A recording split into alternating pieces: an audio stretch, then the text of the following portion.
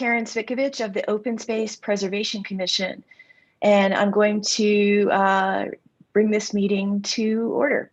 So pursuant to Governor Baker's March 12th, 2020 order suspending certain provisions of open space meeting law, GLC 30A 18, and the Governor's March 15th, 2020 order imposing strict limitations on the number of people who may gather in one place, this meeting of the Southborough Open Space Preservation Commission will be conducted via remote participation to the greatest extent possible. Specific information and general guidelines for remote participation by members of the public and/or parties with a right and/or requirement to attend this meeting can be found in the Town of Southborough's website at www.southboroughtown.com. For this meeting, members of the public who wish to watch or participate in the meeting may do so in the following manner by finding the meeting at www.southboroughtown.com/remote meetings. No in-person attendance of meetings of the public will be permitted, but every effort will be made to ensure that the public can adequately access the processing in real time via technological means. In the event that we are unable to do so, despite best efforts, we will post Southborough's website an audio or video recording, transcript, or other comprehensive record of the proceedings as soon as possible after the meeting. Thank you, Karen. And I'm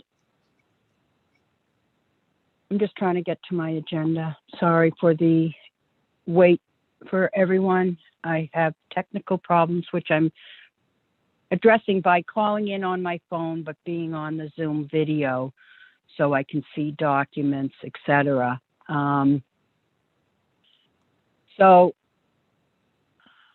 I'm calling the meeting to order at having a quorum at 10:11. I'm going to move the minutes to later because we're starting so late. I don't want to hold up our audience. So is that Michael Bartolini's here? Yes, Michael Bartolini is in the attendee group, so welcome. Can he be moved to the panelist so he can speak? Sure, hold on one second.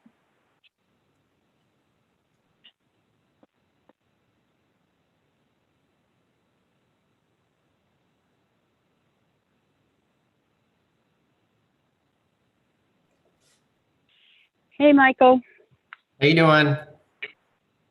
Well, better now that I have this makeshift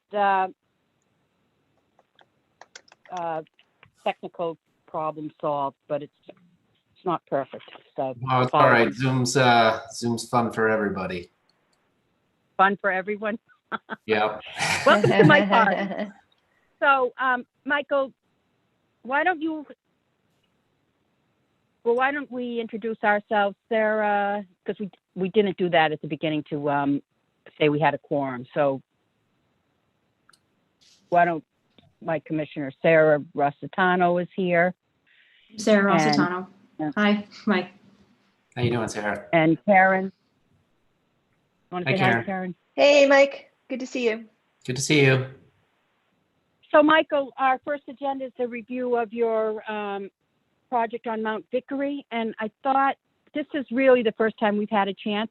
The first copies we got didn't have the open space that was necessary, so we hadn't had a meeting to review it, but we've got the new plans. And do you have the plans available, or I have the screen share? Sorry, I have the open space plan available. We are currently going through Concom and through the planning board. So there are actively some changes being made right now to the plan, but not to the open space. So just so you know, the plan that I'm going to show you is the last submission. The open space is going to remain exactly the same, but there will be changes for LID and a few other things coming forward, just so you're aware of that. But So can I share or? You can, but wait a second, Michael, I had a question. When you say, and you may not be aware of this, but our commission does weigh in on lower impact development as well, because it relates to the values of the open space that we work to protect. It's not just the set-asides that we look at. So when do you anticipate those changes coming forth? Fairly soon. I wasn't aware that you look at that as well. I thought we were. We look at everything. So, Okay. yeah, if it has to do with, open space, one of the main reasons you protect it is for wildlife habitat, natural resources, and anywhere in the bylaw that comes up. And we can send you a list of all the areas that we look at, but particularly we weigh in a lot on the lower impact development portion of our, I think it's in addition to the 244 of the regulations of subdivisions. And we look at all of that, the whole section of 244, but we look at 174.13 throughout, and lower impact development in there. So you can show what you have. And did I also just hear that you have asked for an extension, so you'll be at the planning board later? The planning board will be for February 22nd. As Okay, of right and 22nd, and you have another conservation, because we weigh in on that as well. Yeah, we do. I think that's the 18th. Okay. So what's great about that is it gives us another week to have another meeting to, this is sort of preliminary for us, so we can have a conversation with you, which is better than having to try to make a letter to the opinion to the planning board after today's. So why don't you share your, Melissa, did he get, can he share his screen? Yep, all the hosts or panelists should be able to. Are Sorry, you a pro with that, Michael? I didn't actually hear what you said. I said, are you a pro at sharing your screen now? Because I'm not. I guess we'll find out. I don't know. Yeah. I Can dread you- that Saturday Night Live video effect where, have you ever seen that? People showed personal stuff instead of what they And there's been all wanted kinds to. of crazy stories, haven't there? Yeah. No, I know enough to shut my screen down. I have great fear. Give me 1 second. Okay. Melissa, I had a question also. When we did the webinar, the recording only was on speaker view, so that when we were all here and anytime I spoke or my dog fussed, all you would see was my phone number. Is there a way to make it be, when we're not looking at the screen, can it be the panel that's shown in the recording? There's nothing that I can change that the way that YouTube All kinda right. shows it. So when you're sharing the screen, that's what's on YouTube. And then when people are talking, then it might stay in panelist view, or if there's less than 3 videos on, I think then it just comes up with the people that are talking. So I think I need to mute in between, so like if my dog fusses, that it Yeah, you doesn't just need to mute. show me it's speaking. So that's *6, is that correct? Yeah, I believe so. Okay. All right, so Michael, go ahead. Sure. So I don't know if you've had a chance to take a look at it, but this is the subdivision layout. You can see this, right? Yes. Yeah, it looks Yes. good. So this is the subdivision layout here. Consists of the 6 lots. I think we went in the first meeting with 10%. We were asked to add some more to do the 10% of the overall site, which we complied with. So it does run along the side of the subdivision, and then a small portion towards Middle Road. Do believe this probably provides the greatest impact on the site. That's where the majority of the mature trees are. So I think it's fairly straightforward to the way it lays out. provides a lot of protection for the neighbors. That's really it. And as far as I know, I think we comply with all the rules and regulations. So, thank you, Michael. I'm going to let my other commissioners ask some questions, but why don't we start with Karen? Did you have anything right now? We Yeah, so really Michael, haven't had a chance to go over it thanks. before, just so you know, Michael. Thanks so much for sharing this, and I'm glad that we can have more than one meeting about it. But so what you're saying is, so you know about the 10% requirement, and you feel that this meets the requirement.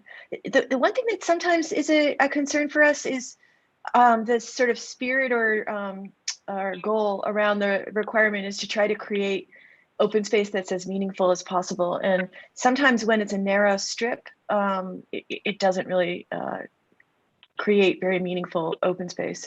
So I was wondering, when you said there's a strip that you added, if you could point that out, just so we could try to get a sense of, is that going to be meaningful open space or just meet the requirement? Are you aware of the history of this site? A little bit. I live on Deerfoot, so I'm kind of close to where this is. I'm gonna show you. If you're on Deerfoot, you're not. It's I don't think you're that close, but if you're here, so let me show you a couple pictures. So this was an active logging site. Okay. So Yeah. to be honest with you, from about this section on. Okay. Can you do that again, Michael? So from about here, Mm-hmm. and you come down this way, it's already cleared. Yep. Yep. You have a big clearing in this area here. Okay. Great. A logging road through here. So it was an active logging site. The majority of the mature, like deciduous type mature trees, and for protection of, wetland area and areas, a lot of that was left in this section. In that area. So that's where all the big old trees are, is in that shaded area. So Okay. 1 second. Oh, look at those beautiful children. Thank you. This is what this site was like before. Okay. Okay. In the back region. Yep. So, I mean, that's a guy's house on Boswell right there. All right. Yeah. A lot of this was cleared. So it's a lot of what's on. I had a brightness. This is what I was looking for. So the center part is cleared. What we're protecting is this back section here, where the trees older trees are. Yep. Yep. I mean, there are trees that are going to come down, obviously. Right. Especially towards the front where the road is. But I mean, to put it in other areas on the site, it doesn't really make sense because there's nothing there now. I see. So that's really, I mean, that was a lot of the driving force, but it does provide a lot of protection for the neighbors, especially the ones on Middle Road over here. Sure. Because that is, from my understanding, this is open space in a natural state. So that will go back. I think currently right now, some of this section here is lawn. And obviously if it's untouched, it's going to go back to forest. Yeah. And that's been the challenge with the strips, is that often, people, abutters, will kind of absorb that strip of open space into their own kind of lawns or yards, and then it ceases to be particularly meaningful. But I do appreciate that you're trying to preserve the older trees. I think that's a great goal.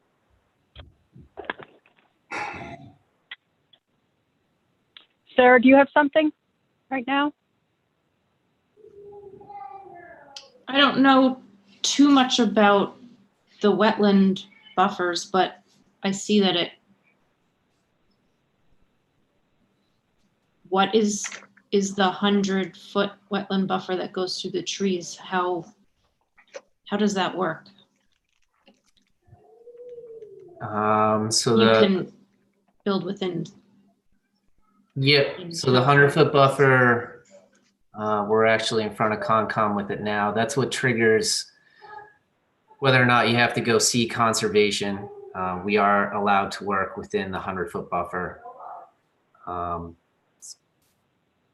Basically, we have to alert conservation of our activities within that zone, but you are allowed to work within it. So, Michael, is that the green line we're seeing to the east of some of the homes towards the road? Yeah, the green line here, Dotted line? the buffer. Okay. And then the town has a bylaw of a 20-foot no disturb, I believe. Do you know where that line lies? It's along the same line with, it's in the same vicinity. So it's in this area here. Is that a dotted line that Yep. shows that? Okay. So, and just for clarification that there's no restriction on using the 10% open space in the same area as the 20-foot no disturb for the wetlands. That's perfectly allowable. It's not something we look at to say, oh, we don't want you to use that as well, because there's nothing prohibiting that. The concern we often have is what we get is the narrow 20-foot long strip. So is there anywhere this is deeper than 20 feet wide? Yeah, it's Narrower actually, than 20? it's, so if you look, there's strips over here. There's a big, actually, that picture that I showed you that was cleared, that's a big chunk of trees here. There's, I think this is mostly grass area now, but there's a, it does offer a little more protection for trees in these areas here. Okay. And in the area, I don't know if that's a lot or if it's a separate lot where is that the detention stormwater treatment area down at the triangle at the point? That is the retention pond, yep. So there's a lot of land around that in white. What's happening there?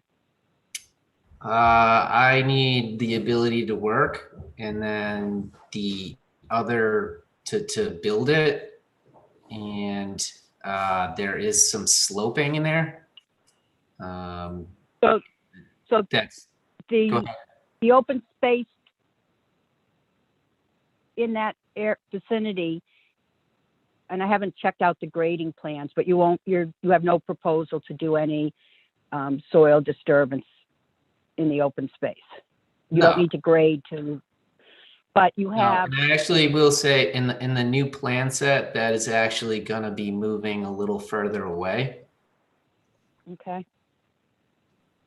One thing in a prior decision of this commission, we had advocated that to ensure that the open space stay undisturbed, that the orange construction snow fencing be put up the whole length. Because what we've seen in the past is, heavy equipment going through it. We've had a 2-story tall pile of dirt when they excavated a wastewater system or doing their grading. These things happen not because intentionally, but unknowingly, or, with your family's history, I'm sure you have more connection with the people working on site, but there can be disconnect. So that's one of the things we will probably be discussing later. But it's when I say it's something we recommended in the past, prior recommendations tend to flow through. Like we don't look at each plan as each one's new, but some of the baseline that we like to see happen is going to be in our request. Okay. So, Just I do have an erosion control barrier that's usually set as my limit, which wouldn't be in that. The only reason I hesitate is because I know that a couple of the neighbors were a little concerned with the parking of my machines and the look of it. So I don't mind. I mean, we're gonna have the erosion control barrier, which I'm not allowed to go beyond to begin with. so because this is a wetland, this is a little bit different maybe because in the, Correct. So I'm there'll thinking of a be, place. yeah, there'll be a limit of work already existing. So I would just, Yeah, in the interest of the neighbors not having to, have a barbecue with a giant orange fence in the back, I think I would just continue with the erosion control barrier. And as far as the people working on the site, it's in terms of heavy equipment, it's myself and my uncle. So is that it? for the Okay. most part, yes. I mean, there'll be loggers and some other people, but in terms of earth work, it's usually just the two of us. That's Maybe great. we could have a little sign, a smaller sign on a stake. So it's not just a reminder. Because Sure. if you're talking about erosion control, are those the little round sandbags? No, it'll be, I believe it's a silt fence and, Oh, the silt fencing? yeah, so it'll have silt fence and I don't have it in front of me, but it'll be the hay wattles, which is the round, not hay, straw wattles, which will I've have seen the, those run over. yeah. So, I mean, those don't offer much, so I would agree with, but the silt fence will also be there. Okay. And then is there any area that's not going to be so delineated because it's not a wetland buffer? No, that entire western portion will be, will have an erosion control area. So my question is there any section of this that won't have erosion control? Of the open space boundary? I don't believe so, no. All right, so we might want to be sure about that. And then, are you putting the size of the trees or anything like that? The entirety of this section will have erosion control. So from anything that affects that open space or wetland area will have erosion control. What about the other?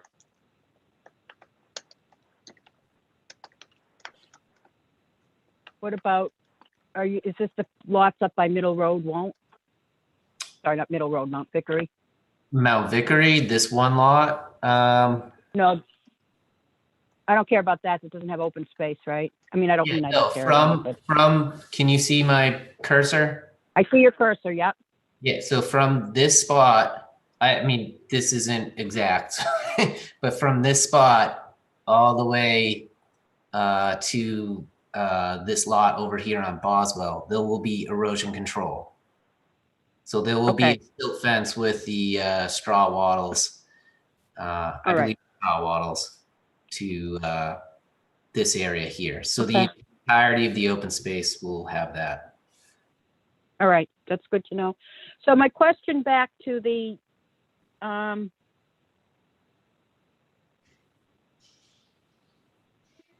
detention pond area, the reason you didn't include more of that as open space was because it is having grading, correct? Correct. I mean, it has to have the correct depth and correct. It has to hold the correct amount of water to take care of the entire subcatchment area. So to make sure that the water is staying on site, you need a certain size and depth. And one of the issues we have with these strips is, they're just like Karen had said before, people use them they become backyards and lawns. And the other problem is the bylaw says in perpetuity. And without a conservation restriction, I'm not aware of any in perpetuity that an easement can provide. So that's something we need to look into. Because in the past, we have these deed restrictions, I believe, that expire after 15 years unless the property owner voluntarily re-ups. And who's going to see that or ensure that? That's why a larger one parcel or one property is preferable. But we need to look into that because the bylaw does require in perpetuity. The other question I had you considered, well, let me ask first, once you get the approval, when's your plan to start construction, and how long do you expect it to take? When do you expect completion, or is this going to be one of those projects where you do one house at a time over the course of many years? I mean, I have to finish another project ahead of this. I mean, I can't guarantee anything, but I mean, I don't expect to start there for, I probably won't get there for a little bit. I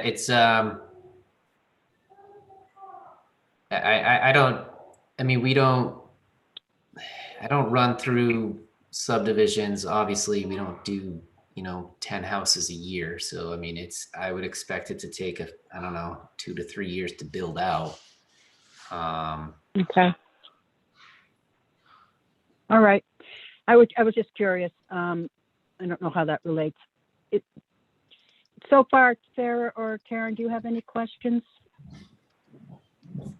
I don't have any further questions. No, it's great to be able to see the map here, and we have a copy of it as well that we can review in more details for the next meeting. But this gives me a better understanding of the property. Yeah, And it was good to see that picture as well, Michael, the picture of the trees. So thanks for sharing that. Okay. And Michael, Sarah, did you have something? I'm sorry. No, I was going to say, I don't have any questions. So Michael, we had done a detailed review of the site plan for the St. Mark Storms. And this is not a site plan, but we also did one for the Northborough Road. And this was, when I say Northborough Road, I forget the number, but it was another site plan, but with not quite warehouse, flex warehouse office. It's on the Marlborough line.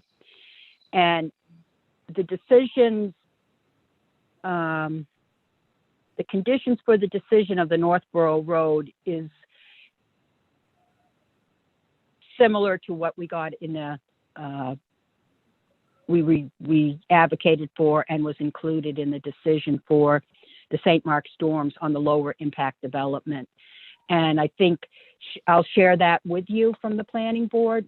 And we had a previous meeting voted that we wanted to make that our standard recommendation. And we also had voted that we wanted to share that with the Conservation Commission where it was applicable to their permits on wetlands. And it has a lot to do with using native vegetation, which is a big focus of this commission now, based on, it's been developing for years, and it seems a little bit outside of what's that got to do with open space, except for, we've made the connection that actually it was a project proponent that started the thinking going, is that open space is described as anything open to there's different definitions, not in our permitting, right? So there's a definition in general that it's anything open to the air and sky is open space. And he advocated that his whole project was 90% open space because anything that didn't have a building on it was open space. And our response at the time was, there's requirements for our, what comprises the required open space in our bylaw has specific requirements, but it also means that for our purposes, when we're not looking at specific permitting, that anything that's not built on becomes open space. And we're, the current, I'm saying this kind of messily, but the current situation in the area is that what we do in our own yards matters. If you look and take a bird's eye view of Southborough, much of the land is yards and not developed. And what happens there impacts the values of why we have a commission. And our role is to facilitate the preservation of open space. And one of the values is wildlife habitat. And the science is very strong coming out in the past decade that using native plants is critical. It's why we have, 30% of our common backyard birds have disappeared in the last 50 years. Using native plants in the landscape is a key component of trying to reverse that trend that's not sustainable. So that's just a little crash course on why we do it, but it's also been put into 2 permits so far. So I suspect you'll be seeing some of that, and I'll share that permit with you. Also, lighting is a concern. We have a current lighting bylaw. I don't know how that, do you have street lights going in here at all? No, there's no streetlights here. Yeah, so that might, And I know safety lighting. yeah, I know we're working on a native species list now. So we understand that. That's fine. That's great. That's really great. Oh, so I didn't need to give you the talk. No, I was, we pay attention. I was aware of it, but no, I just want to make sure that we like doing the native species. I'm fine with the native species. I just want to make sure it's a native species that when I sell it, it's not going to be something that my customer thinks is ugly and rips out. So I just want to make sure it's something that works for everybody. Sure. Yeah, Sure. can I give you another little talk? Yep. So what happened is native species, when the first advocates, were the people who stopped mowing their lawn and got this, weedy mess. And I like to call it also on conservation land, there's meadows, but in the home landscape, that's a messy meadow look. What we're advocating now is that people aren't aware, there's actually some really wonderful formal gardens made of all native New England, Northeast plants. However, you're going to find them in England because, we want what the grass is greener.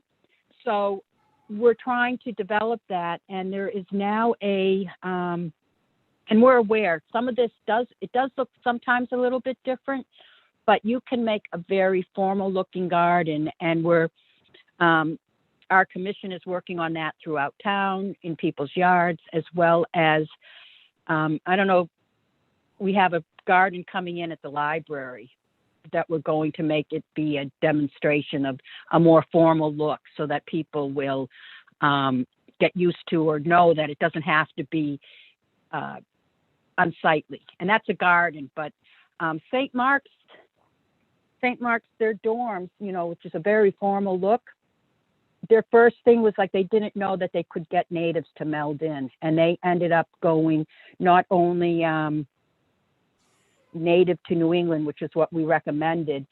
Their landscape architect, who pushed back a little bit at first, maybe, at the end, he said, we're not only native to New England, we're native to Massachusetts and Southborough.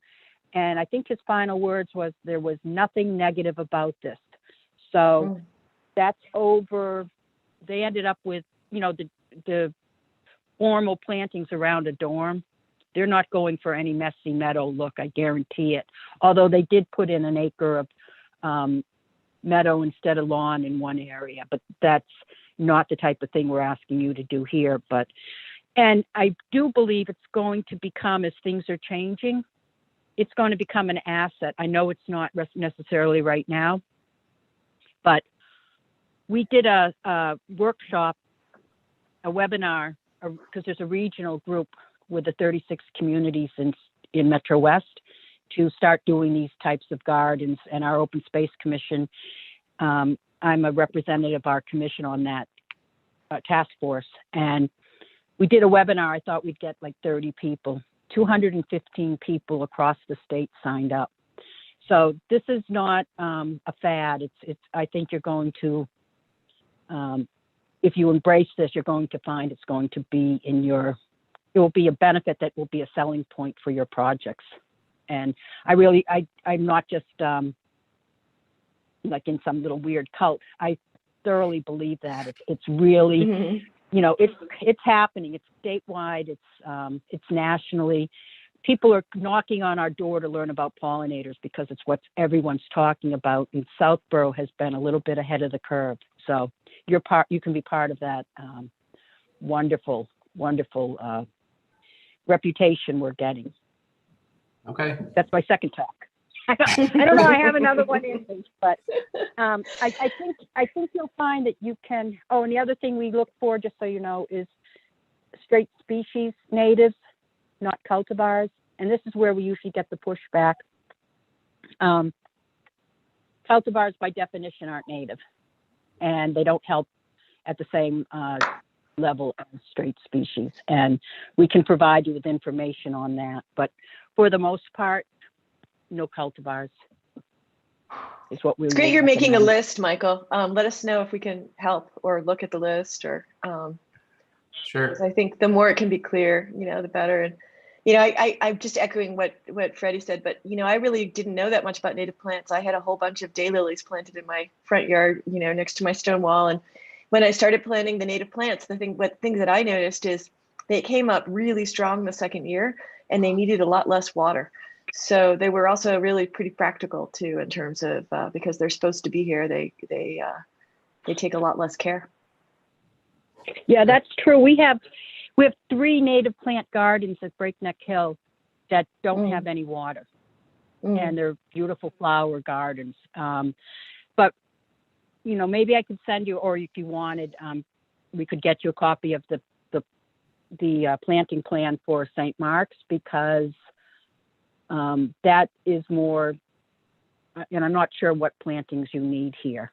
And I think it's going to be more what we'll be recommending for the lower impact development techniques you use. I don't know if that's been finalized. I can say that, we like some of the other rain garden, swales, and other techniques that are asked for in the lower impact development. I see that you have more of the standard, I don't know if detention basin's the right term, but right. When we went to the planning board, they expressed they wanted some different stuff. So we've added that, and that'll come out in the next submission. So great. And that's where we weigh in heavily on using native plants, because unlike a site plan where you have more landscape requirements, in a subdivision you don't, except for I'm not sure the recommendation at the least, I have to look at the language, that you use natives around the lower impact development. They have deeper roots, water absorbs more. People aren't aware of that. Is another asset for using the natives. But you're going to find a whole new world out there with native plants. It's not what people typically go to, but you're going to see more of it, and you'll be one of the first.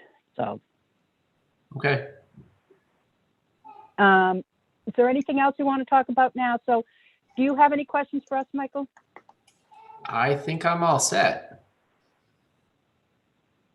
So we're going to try to schedule another meeting before the 18th, which is the Conservation Commission meeting, and we will probably be looking at the Wetlands Protection Act as it relates to our values for open space. And did you want me to send you a copy of that decision from St. Mark's? If you'd like to, you can send it to me.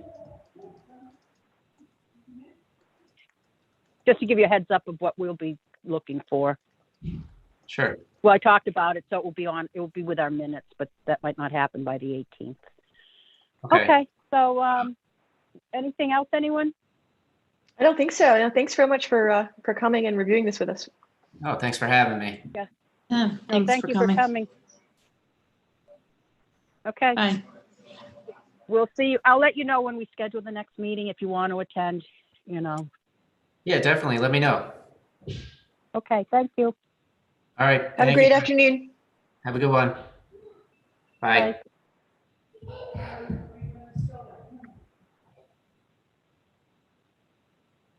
Karen, Yes.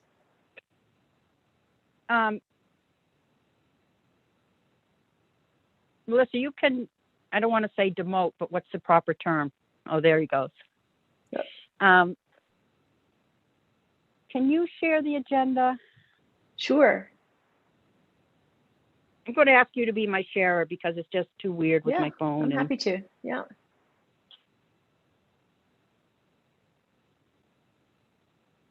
All right. Can you guys see it here? Yeah, so let's go back to the minutes. I'm grabbing mine from, Do you want me to? My I can also email. share the minutes that we're approving. Do you want me to put those up? yeah, why don't you do that? Yeah. Here we are.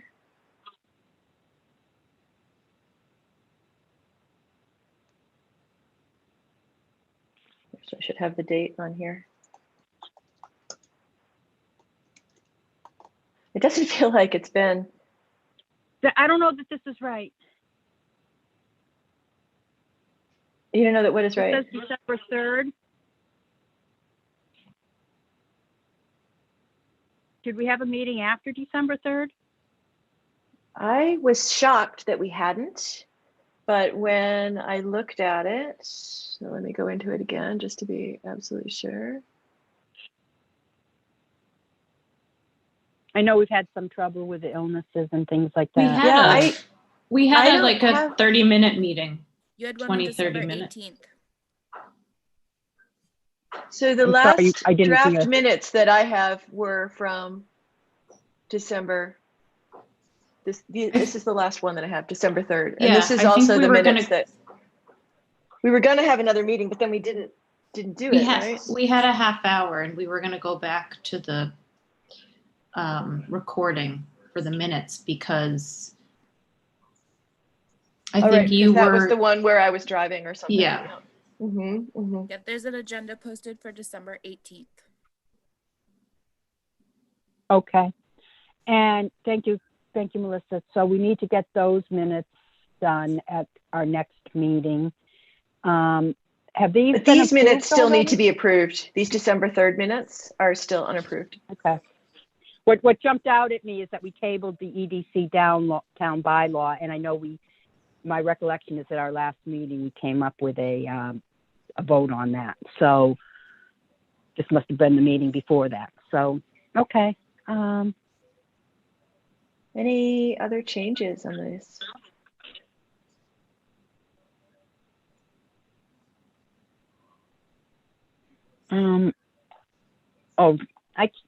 The trouble when you share your screen, I keep scrolling and nothing happens in my. That's because right. I'm Well, not let me in know if you control. want me to continue scrolling down. I'm trying to make it big Yeah, enough. can you see scroll it. down? Yeah, but if Can I you- make yeah. it too small, then the print is, you can see it all, but the print's small. Yeah, and I don't like you scrolling too fast either, so thank you.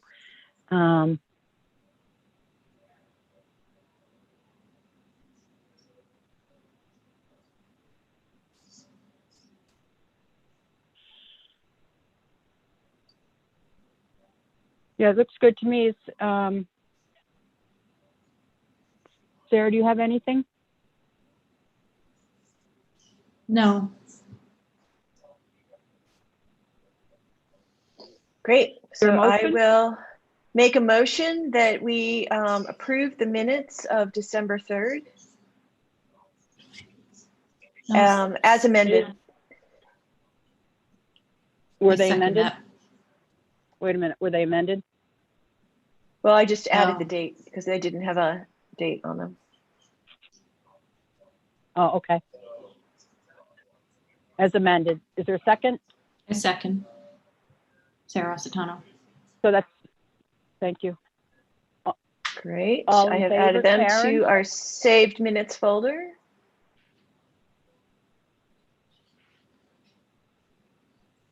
Okay. Okay. All in favor? Karen Svikovich Hello, in can you guys favor. hear me? Yep. Sarah Rossitano in Sarah? favor. Freddie Gillespie in favor. That passes. They're approved. And can we go back to the agenda?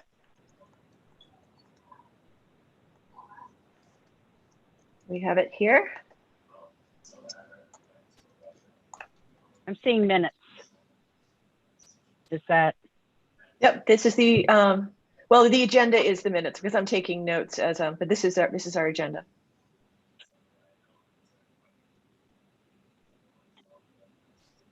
So the next thing on our agenda is the OSRP Project Partnership Conservation Commission.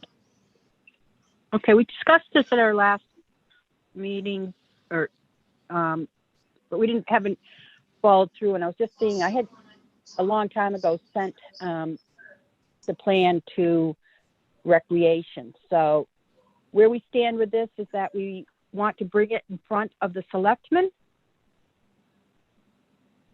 But we want, even though all the relevant boards and commissions had approved it, it's been a while and there's new members, so we want that to happen again. So maybe take the agenda down, Karen. Okay. Take it off the screen, please. Yeah, that's distracting. I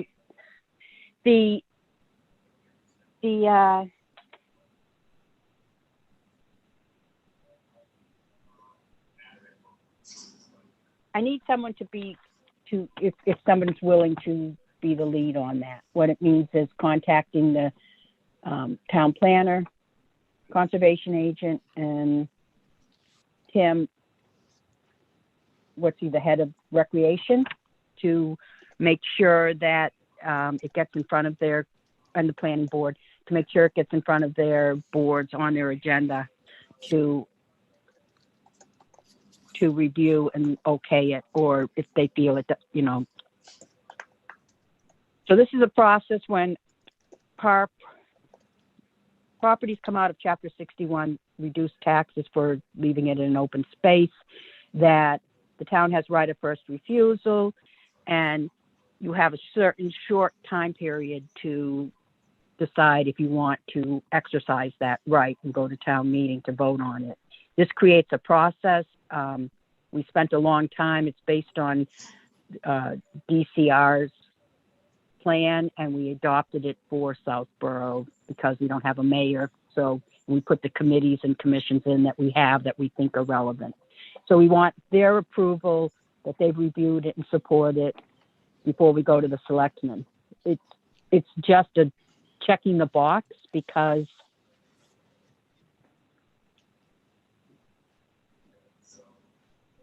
their boards and commissions have already done it, but we just don't want to run into what we ran into with concerns about the open space and rec plan having been so far out that, you know, did anyone still support it?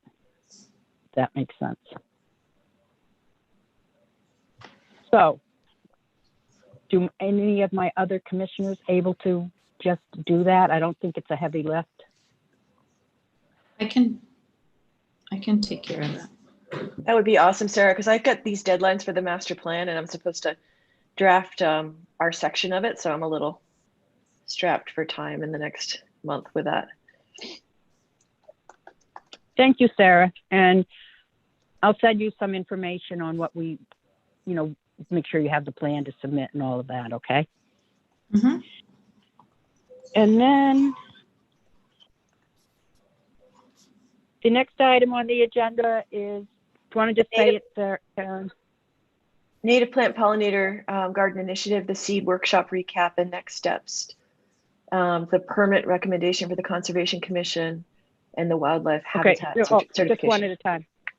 The first one was, maybe I can get online. And The see it. the seed workshops recap. Okay. Well, how many ways can you say wow? You were there, Sarah, Karen. Sarah, you couldn't. Yeah, attend, it was but- fantastic. Both I and my mother greatly enjoyed it, and I thought there was really good energy in the group, and a really good sense of kind of community. And so I thought it was a huge success, as is evidenced by the fact that there was so much demand that we ran a second seed pickup, which you did just recently, Freddie. So I think that it was a great success. Yeah, we have, just so you know where we stand on that, the first round, it wasn't the first round, it was the deal, right? We had 56 participants with over 450 packets of seeds, with a great group of volunteers working tirelessly since last August to pull this off. And that was the seed pickup on the 23rd of January. And immediately after, we started getting people saying they missed it. Could they order seeds? And I thought it would be a few people, but we got another 27 people with a total of over 600 seed packets distributed. And then that just happened. We just put that together yesterday. So those people are just picking up. Last Friday was the webinar where people, I think we had like 36 people there, and other people who couldn't attend are watching it at home so that they can learn how to make the jugs to plant the seeds. So we're hoping for a high return on that investment, in addition to these plants going in their yards. I'm not sure if this is on the agenda. Since our last meeting, we did get an AO, I think it was since then. We have been,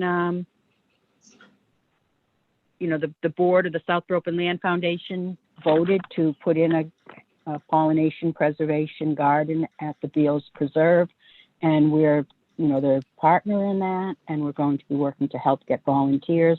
And we believe if these plants, each seed packet could have up to 20 or more plants.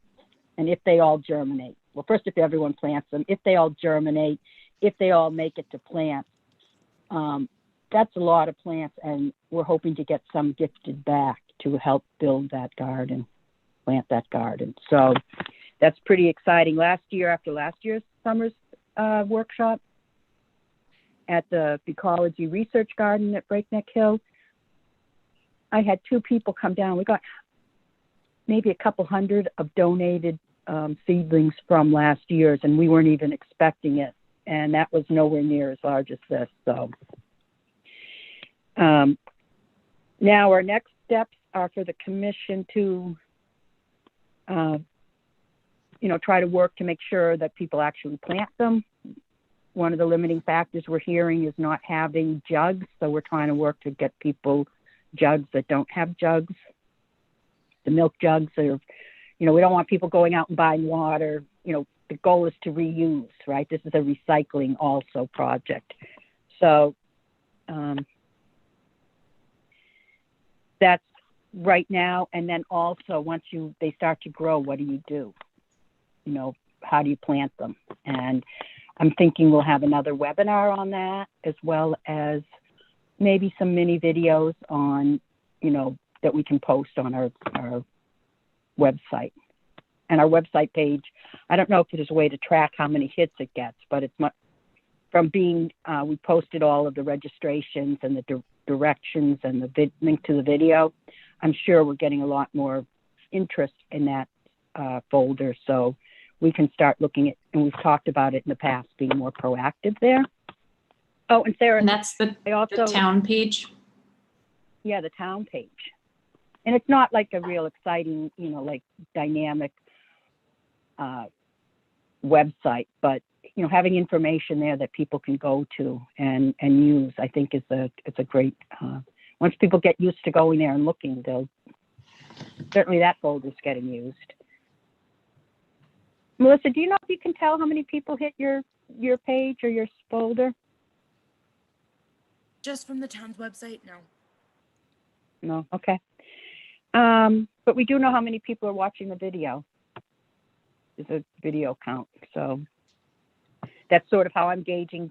You know, if you don't know how to do it, how can you plant? So it's my gauge of how many of the registrants are actually planting.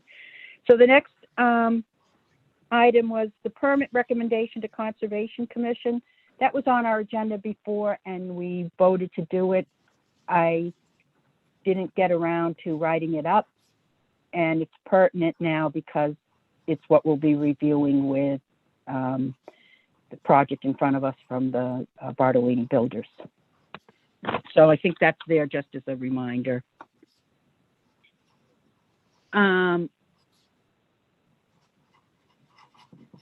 Sarah, wildlife habitat certification. I should have given you a heads up, but can you put together a recap of what level of points we're on? And that's going to come up in our annual report and prep for BOS agenda item. But I will mention that I put a slide up there during our seed workshop to let people know about it.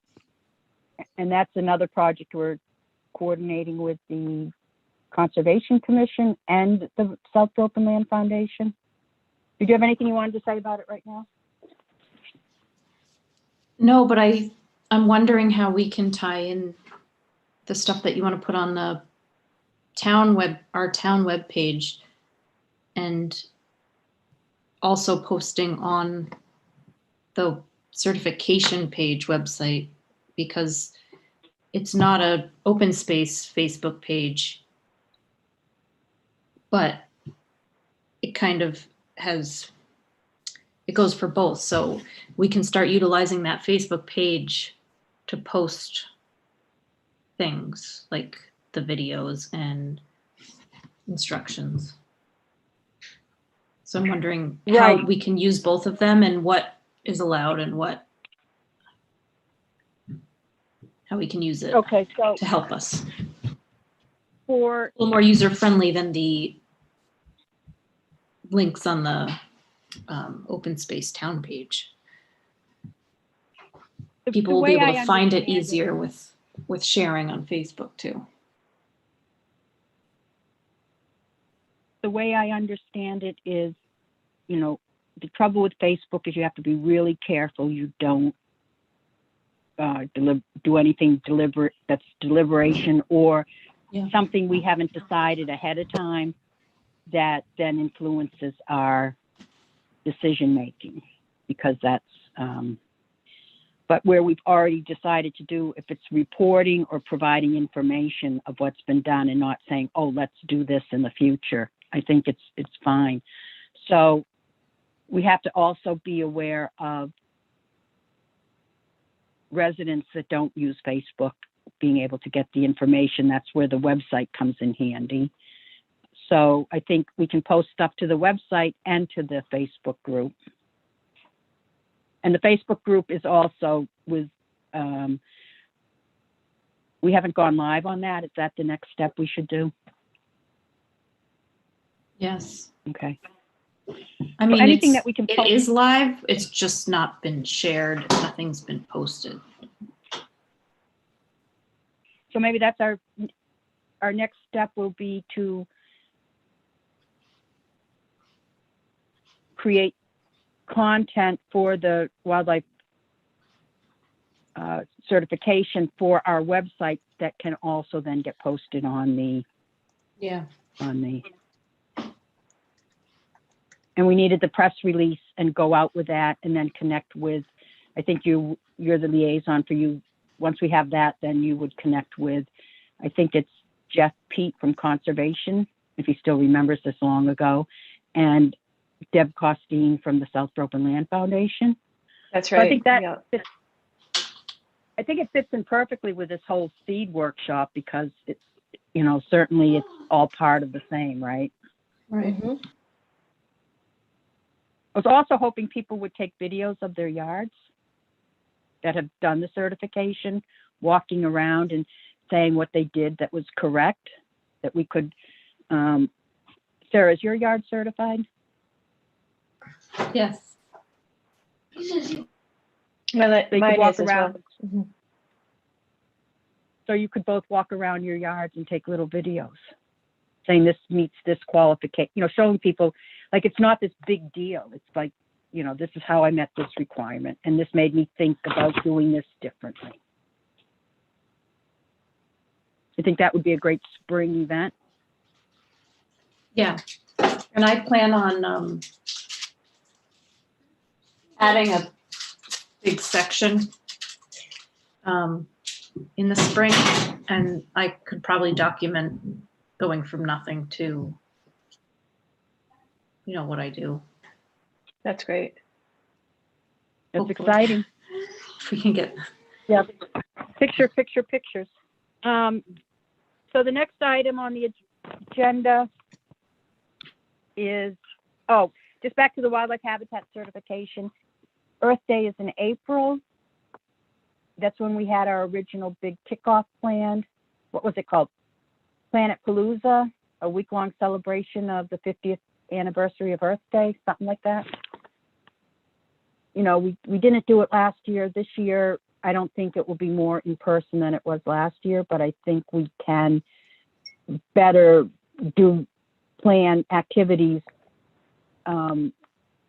more versed in COVID and doing webinars and videos and events. yeah, I think we can do something this year. It won't be what we were planning, but last year nobody knew what or how to do anything. Right. So now Right. we'd definitely be able to come up with something. So that might be our big Our focus. 1 year between delayed now that- kickoff. Yeah, let's do it. We'll come up with a catchy name for it and continue to see what the library wants to work with us on. And actually, the library garden might be, in developments. Even if we're just sharing design plans, and the soft one too. So those both go into it. So it's the native plants and the wildlife habitat cert. And the next item is the garden project at the library. Mhm. DPW put in a grant there's a road, where St. Mark's Road comes into a little triangle next to the fields, and it's always a big puddle. And then there's that grassy area. They have a parking lot that abuts the parking lot of the library.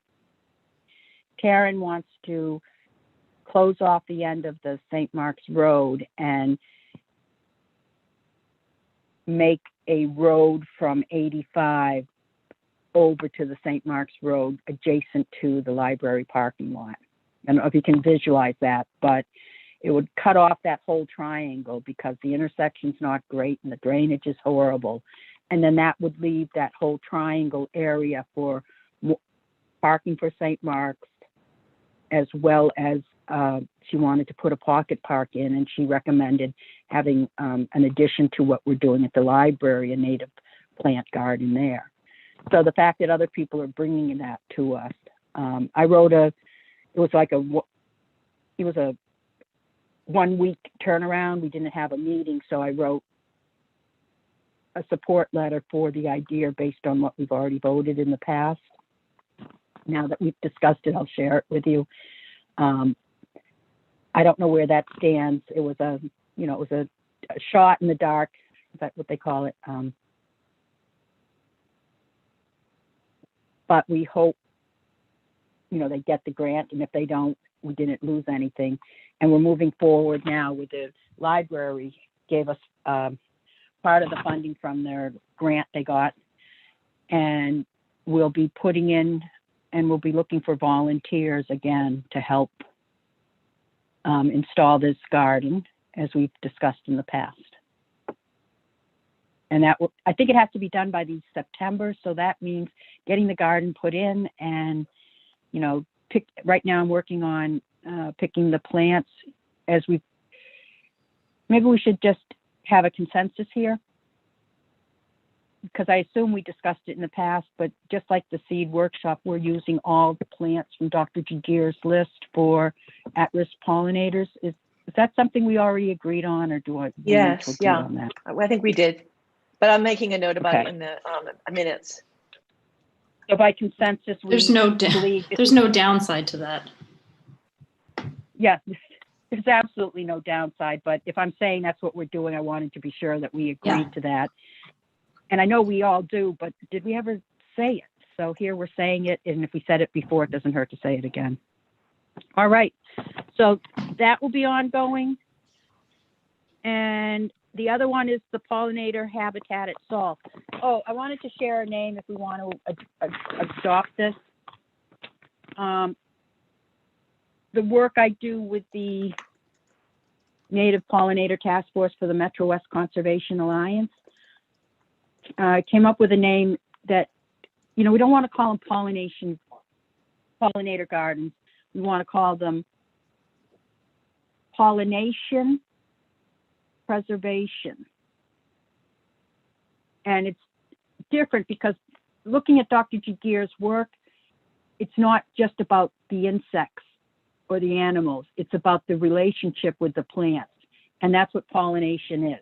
It's not, you don't have just the plants and not the insects, and you don't have just the insects and not the plants. So we're looking at preserving the pollination services we get by having these native plant gardens. So from now on, I'm going to start, if we agree, calling it pollination preservation gardens, pollination preservation pathways, whatever it is. Instead of pollinators, it's pollination and preservation with it. Does that resonate? I We like need a that. vote or that's consensus. I don't think I fully caught that, Freddie. What are you saying about pollinators versus pollination? So So if you watch Dr. Jagir's work, he talks about pollination services, right? So when you make a pollinator garden, if you're just thinking about pollinators, you need to be looking at the whole impact to the plant-animal relationship, and that's Right. pollination. Yep. And so calling it by what we're doing, we're looking at biodiversity, functioning habitats. There's a whole process in place. And if you're not looking at, like, you can plant a non-native plant, right? And a bee can go over to it and get some nectar, and that you could call that a pollinator garden. But it's not providing the services that our native plants working with our native pollinators creates for biodiversity, having a healthy, diverse ecosystem. So by calling it pollination gardens, so pollination preservation, it just is what we're turning to. Okay. Does That makes work sense to for me. you? Yep.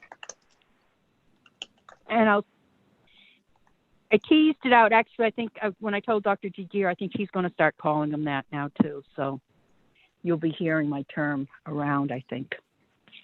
At least in Southborough.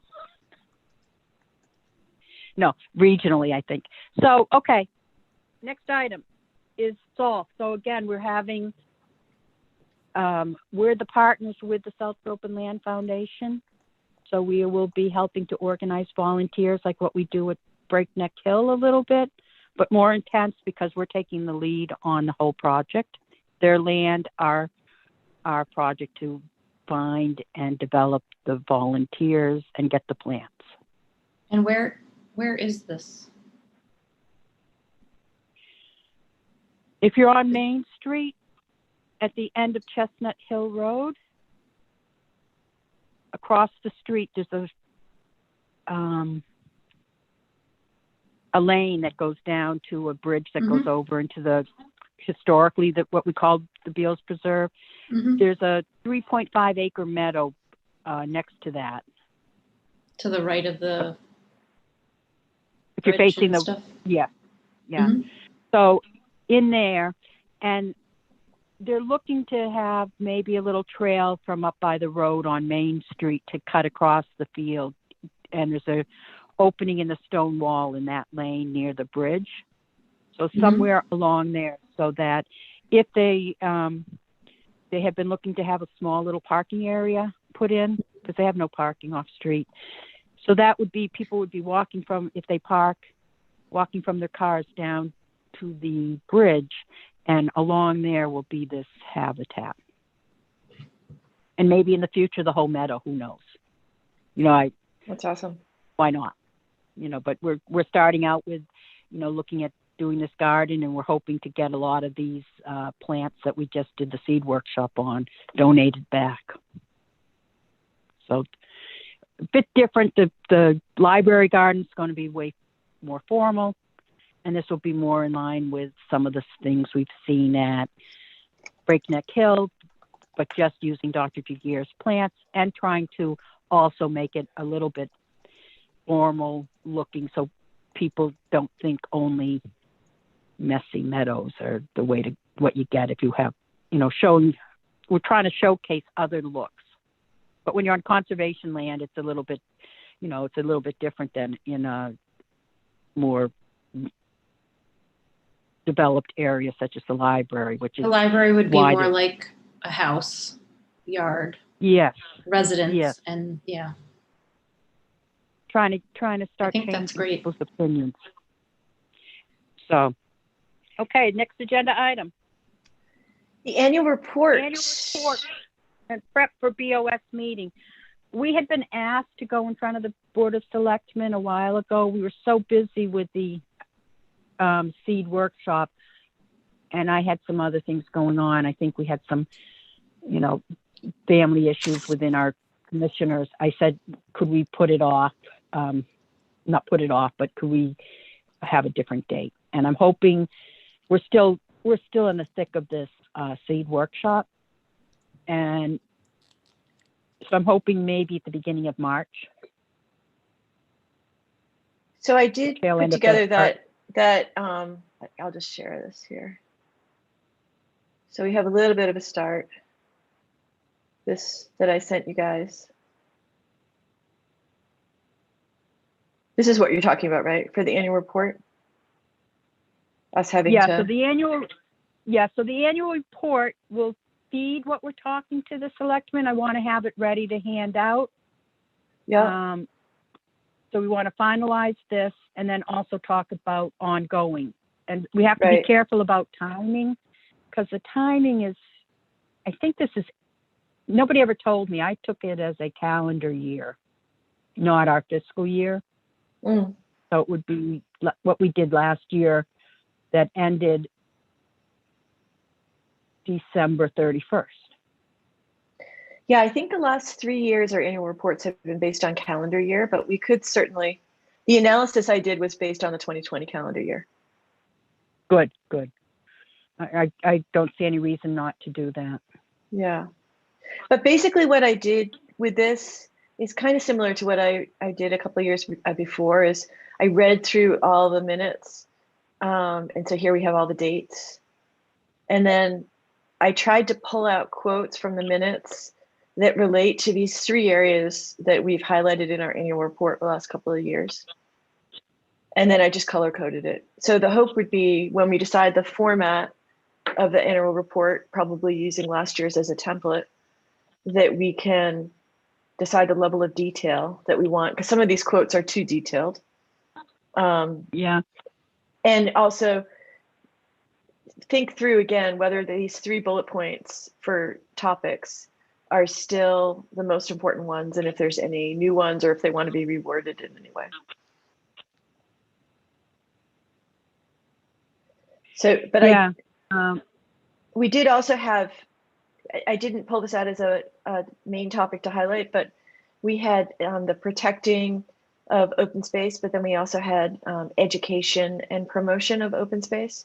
And that's not a separate bullet point here because it didn't come out as strongly in the minutes, but we could, that's what I was thinking, was that we should have a bullet point that is about education.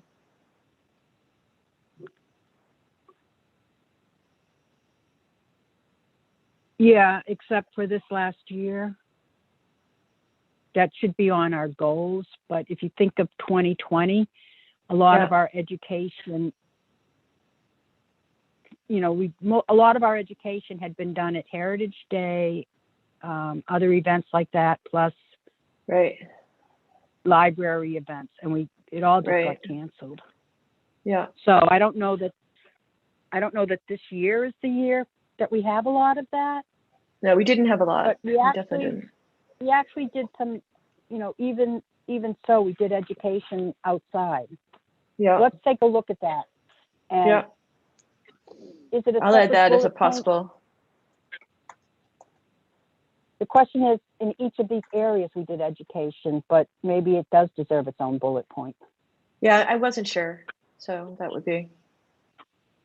And then we just want to be, I guess, also sure about the format, because I remember there's one year I spent a lot of time putting the annual report together, but I did it in the wrong format and then you had to redo it all. So just want to avoid that again.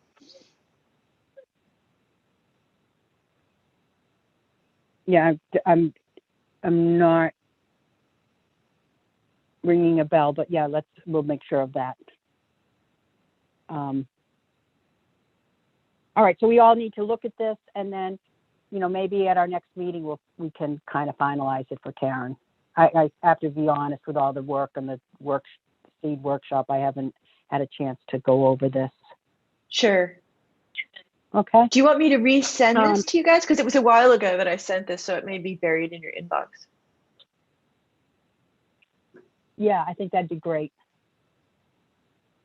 So at the end of this meeting, when I send out the draft minutes, I'll also send out this document, which is really just a brainstorm of combing through the minutes, trying to pull out things that we actually accomplished that we could highlight in an annual report related to these three areas primarily. Okay. The other thing is, for our next meeting, is there a way you could watch the video and write up some minutes from the half-hour meeting we had? For the 18th? Yeah, so the minutes, the recording, where do I find that?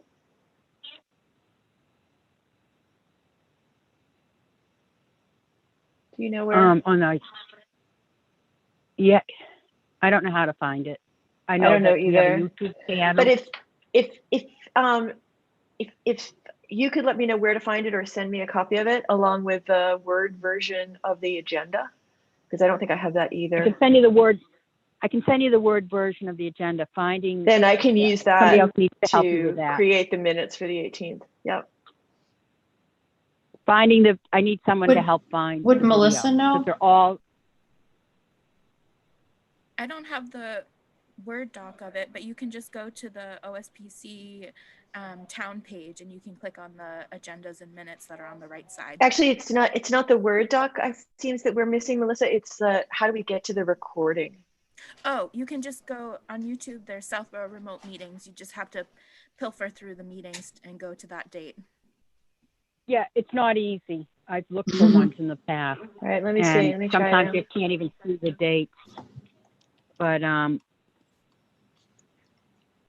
so that's why, that might take a little time. I don't know how to do it. And then I will send you the Word doc of the So agenda, you go okay? into Southborough. I'm just seeing if it works. That Southborough, well, we have Melissa here to help us. So I found it. I'll put it in the Remote. chat. Just give me 1 second. Meetings. There we go.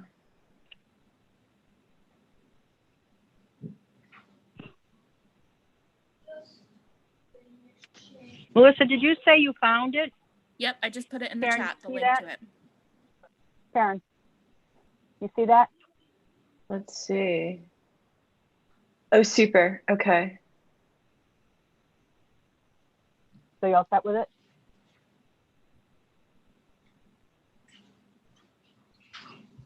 So we're going to move on to the next agenda item.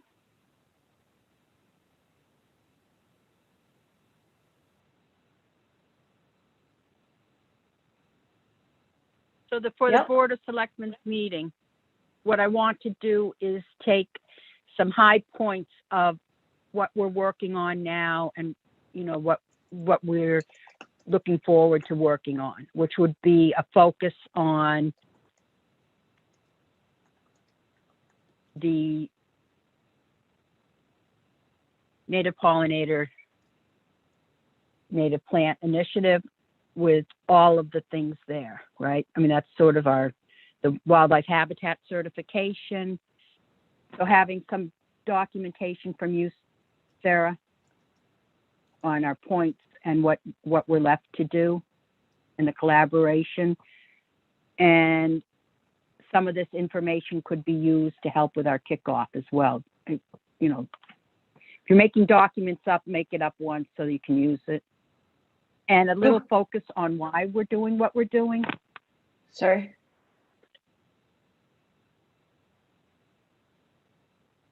Some focus on why we're doing what we're doing. The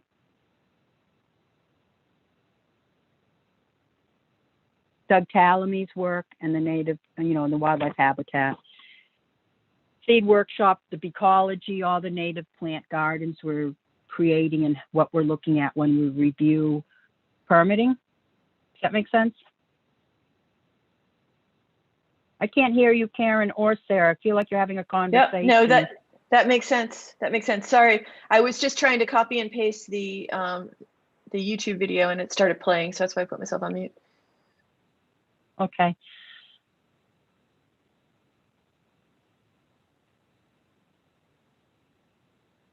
So So yes, I what think you said makes sense. And I'll put a few slides together. I think what we accomplished last year, putting that Beecology research garden in. Now that was stewardship, but it was working on the work, you know, it's like how we collaborate with other organizations. I think we showcase that, giving everyone credit. You know, we certainly it gets, you know, when you collaborate with other groups that you're in also, it gets fuzzy, which is, somebody asked me at the last meeting, so which is open space work and which is stewardship work? And I kind of like, what does it matter? But sometimes it does. So I'll try to parse that out a little bit. We you know, in the past, we funded a lot of work, and now the stewardship committee has been doing that, which is wonderful because we don't have a large budget.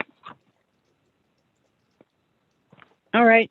Any other ideas you think for the selectmen? I'll put a PowerPoint together and.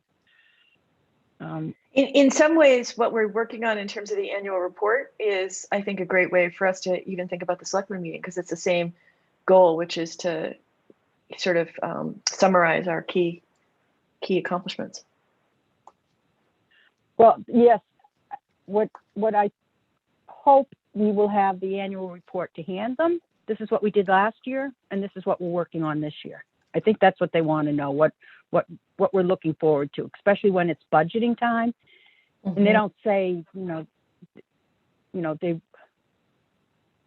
what are you looking to do with your money? What value add does this commission even have in the town? I feel that's not necessarily what other commissions are presenting, but I always feel that's what the standard we're held to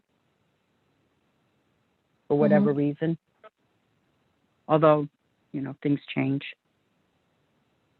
So I'd like to go to the next topic, the master plan update.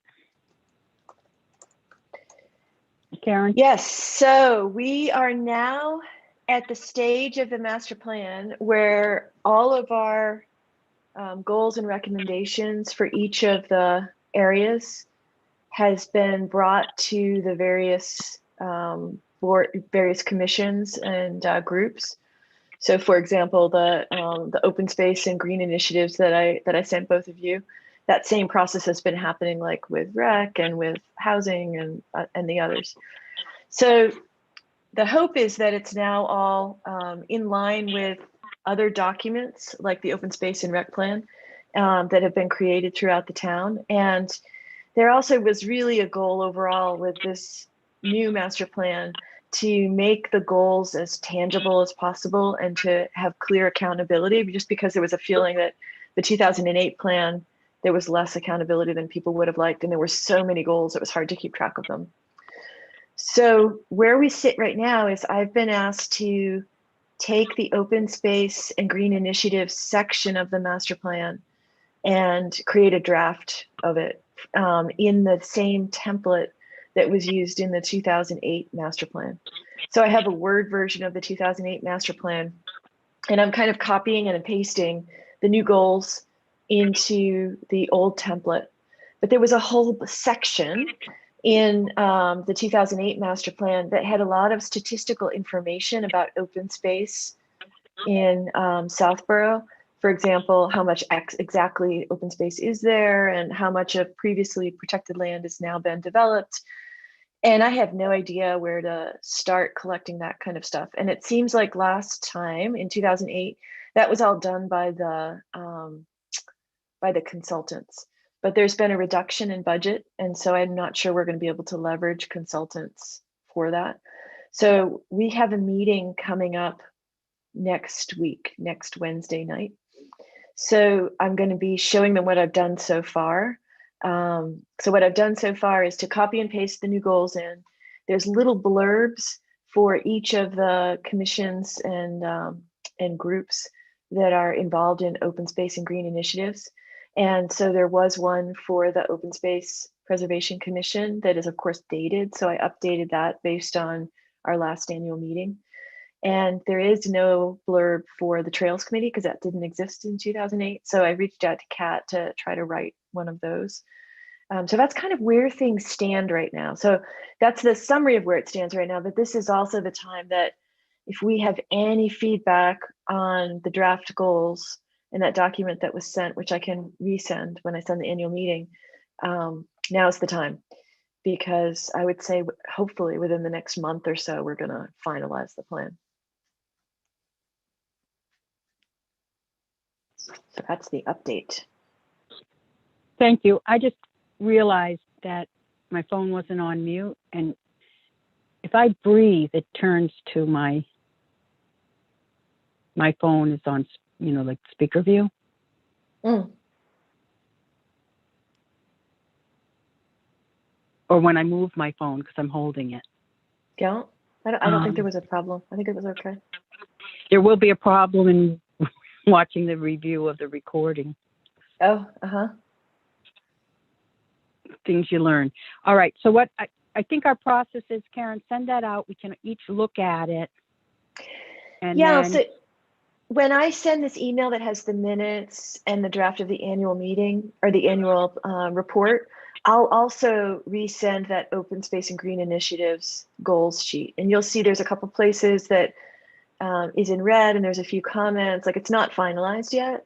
So and also our previous comments on it have been incorporated. So you should see some changes from the last time. So yeah, I'll resend that.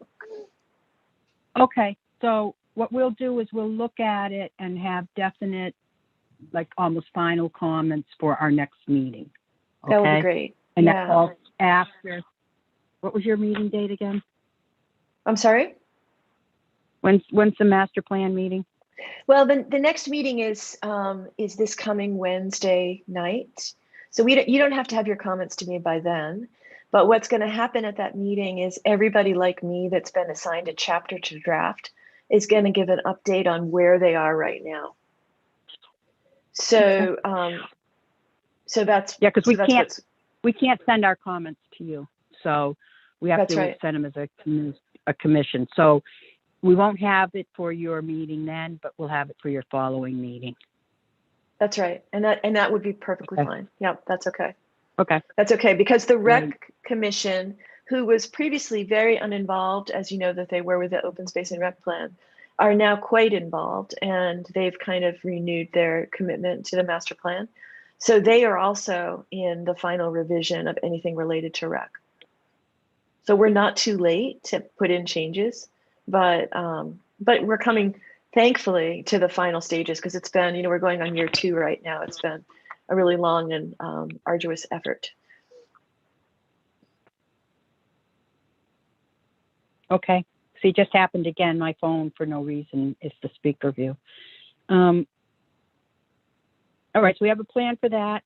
the next item on the agenda, there was a report, I think I sent out the PowerPoint that Capital Group had looked at. They were looking at, when I said Capital Group, I meant Capital Committee. I think it's a committee. They are looking at all the town-owned properties to see if there's value in having them. I sent that out. I know I haven't really dug in. I mean, I know all the properties myself and what I would say, but I think we want to have a discussion when we all look at it and maybe go through some of the slides there. So I think our next meeting can be focused on, well, if we have time, because the next meeting has to focus on the master plan and also the subdivision. And it always happens. I think we're going to focus on one thing, but now I have also the wildlife habitat certification. So that's 3 big things to focus on. So I'll put it on the agenda if we can all try to look at it ahead of time, so that we can make a recommendation that if we think these properties have value, that the town should not be disposing of them. Okay? Okay, that sounds good. Ongoing projects recap. We have a couple of projects we just need to keep on our radar, and I need to revisit because they sort of fell off top tier. The Audubon International at the golf course we're responsible for, and an invasive species removal project there that has, once the invasives are gone, we started that last summer. It's a 3-year project to get the invasives removed. But once they're removed, there's also in the in the CPA funding was monies for using replanting with Dr. Jagir's list and using him as an advocate, consulting. So I'm not sure, were there any other projects that just we had worked on and just haven't been keeping up with that we should be? If you have any ideas, memories. No, I don't. I think that we've covered all the things that are currently on our plate. Yeah, my goal was any that slipped off. Maybe when we, when we review the annual report draft, see if there's anything in there that we should. Oh, that's a good. Yeah. As a reminder, because I'm sorry to say, you guys, I have another meeting at 12, so I'm just letting you know that. But it seems like we're going to wrap up in time for me to get to my other meeting. yeah, I have 11:42. Yep, we're in good shape. So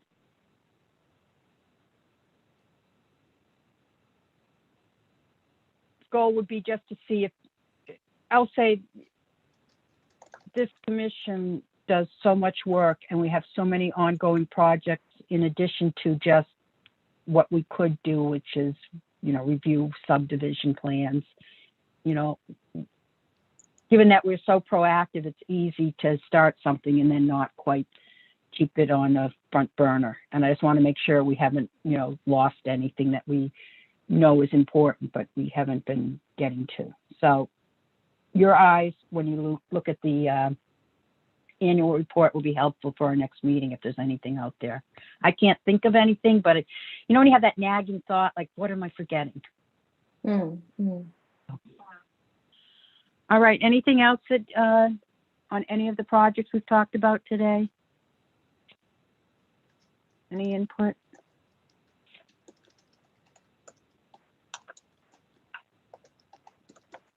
Is that it? Okay. Is there a motion? I'd like to make a motion to adjourn the meeting at 11:43. I'll second Who are that you? motion. So that was a motion made by Karen Savitsovich. How bad do I murder your name? Svitkovich. I'll have a workshop with you later. Sarah Rossitano seconds that motion. I've been trying for years. All right, so the motion was made by Karen and seconded by Sarah Rossitano. I think I get that right. Yep. And any discussion? Just kidding. All in favor? Karen Karen? Zvikovich is in favor. Sarah Rossitano's in favor. Freddie Gillespie in favor. Meeting's adjourned 11:42.